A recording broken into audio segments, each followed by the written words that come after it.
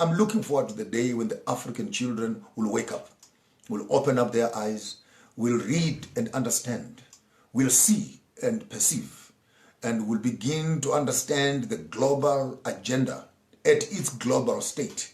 And then begin to ask yourself the question, what are Africa? I've been asking this question for the longest of time. This globalization you're talking about, what are Africans going to be in that village? Are we going to be kings? Are we going to be queens?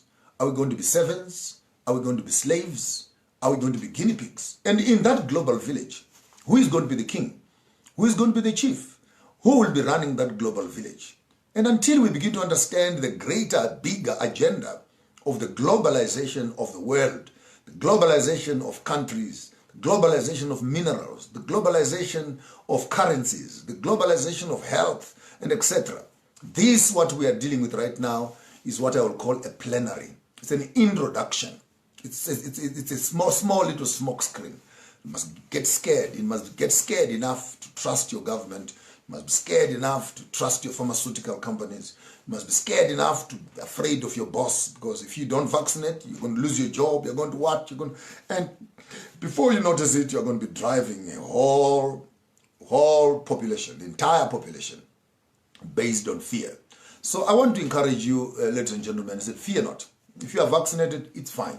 If you are not vaccinated, it's fine. And by the way, in a beautiful experiment, you vaccinate others, and then you don't vaccinate the other ones. Then you can measure, you can see and control, and see how are these ones behaving, the ones that are vaccinated, and how are the ones that are not vaccinated behaving.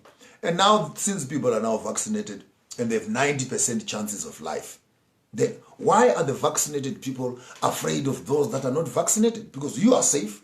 I am not safe because I'm not vaccinated. You are vaccinated. So you are safe from the disease. No, I'm afraid that the 10% you will contaminate you in the disease. But it's my life. Me, I'm not vaccinated. I am 90% or 100% exposed to the disease. So why must the vaccinated people be afraid of those that are not vaccinated? Because once you are vaccinated, you are safe. You are safe. So let people make choices for themselves. Those who want to vaccinate, they should vaccinate. Those who don't want to vaccinate, don't want to vaccinate. Oh no, now we know. But those that are vaccinated, they own the economy. So they will not allow others to come into their space, because then they will contaminate them with the disease. But you are vaccinated and you have a mask on. And what are you afraid of? No, but there's a 2% chance that even if I'm vaccinated and I have a mask on, if I come in contact with someone that has COVID, then they will give me the COVID. Come on, guys, man. This is a joke. This is a joke of the highest order. This is the joke of the century, that you can get the whole world to be scared of an economic, pharmaceutical agenda, which is messing up the whole world and its economy. And we must live in fear, apparently. And when you speak, you're going to be eliminated. When you speak, you're going to be victimized. When you speak, you're going to be... Oh, well, it's not for me to say. Many people have come around and say, call this a conspiracy theory. The globalization is not a conspiracy theory. Syphilis was not a conspiracy theory. HIV was not a conspiracy theory. Ebola was not a conspiracy theory. The war in Afghanistan was not a conspiracy theory. The death of Muammar Gaddafi is not a conspiracy theory that America killed him. The death of Saddam Hussein is not a conspiracy theory. The war of Vietnam is not a conspiracy theory. The war in Congo is not a conspiracy theory. The taking over of African governments and replacing them with the European surrogate governments, puppet governments, is not a conspiracy theory. This is what is happening in the real life.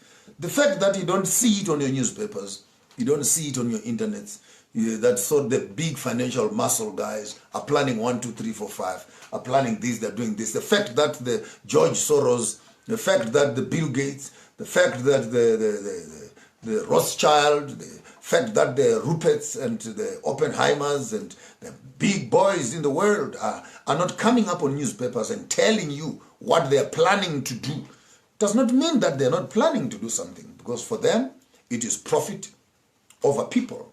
It is profit over people. It is resources over people.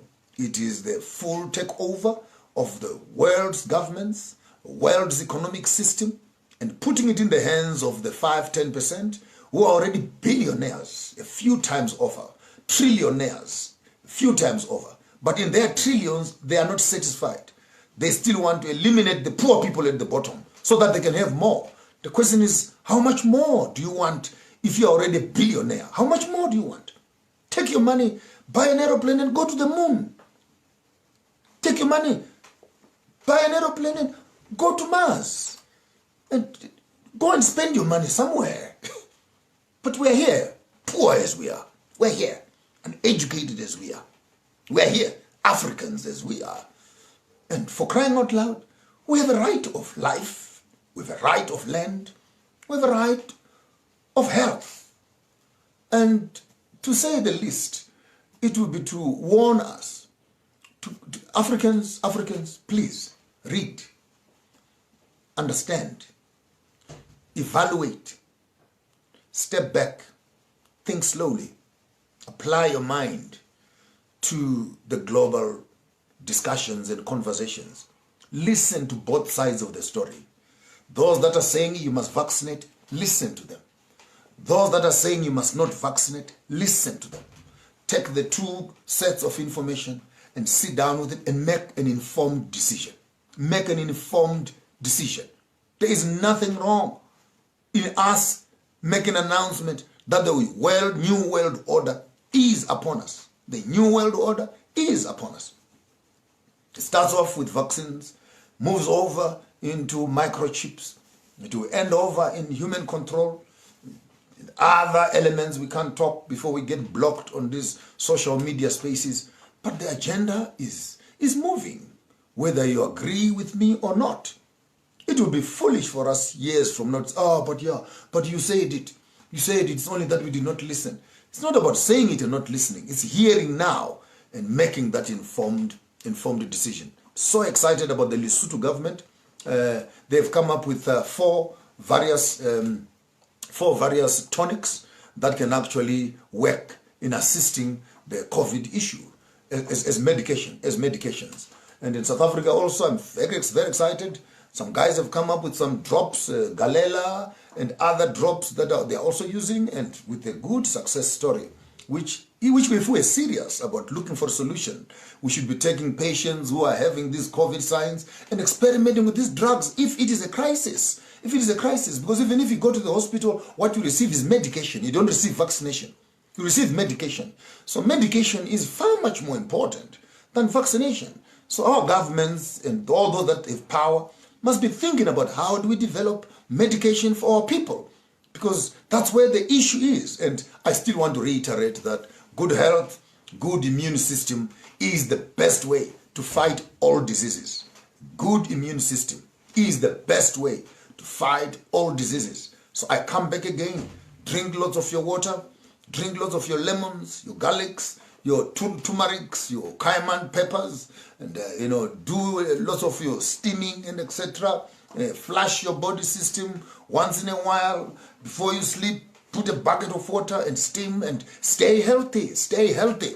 Because right now I'm healthy. I'm feeling healthy. I don't have the problem. Why must I go and introduce the bacteria to my body when I'm actually not sick with the disease? No, you must be protected from the disease. But after I protect, can I stop putting on a mask? No, you can't stop. Can I stop washing my hands? No, you can't. You can't stop. You must continue. This is now the new normal. New normal for what? This is the new abnormal. When did human race ever be restricted from breathing? Simple breathing. You can't breathe. Maybe the passing away of the young man in America was a true testimony. When he was under the knee of that white man and he screamed and said, I can't breathe, I can't breathe. Maybe in the real sense of the word, the whole world must shout with one word, one voice, we can't breathe. Because even breath itself has become an expensive commodity, If this thing is airborne, it's airborne, it's supposed to be in the air here. What can we do to deal with airborne diseases? What fumigations can we do? What incenses can we burn? What peppers can we burn? What air fresheners can we burn in our offices and in our homes to make sure that our homes are free from the virus, so we can breathe at least when the virus is there? No, you can't do that. You must vaccinate. I'm very suspicious. The governments have never loved people forever. They've never built houses. They don't build our bridges. Our schools are still falling apart. Children are falling in pit latrines. Our schools have no books. Nothing is happening. The governments are not interested in the people. And all of a sudden on a Monday, the government loves us very much. They love us. They want to protect us. They don't want us to die. You know, they don't. Oh, come on. Get a life. Get a life and stop wasting my time.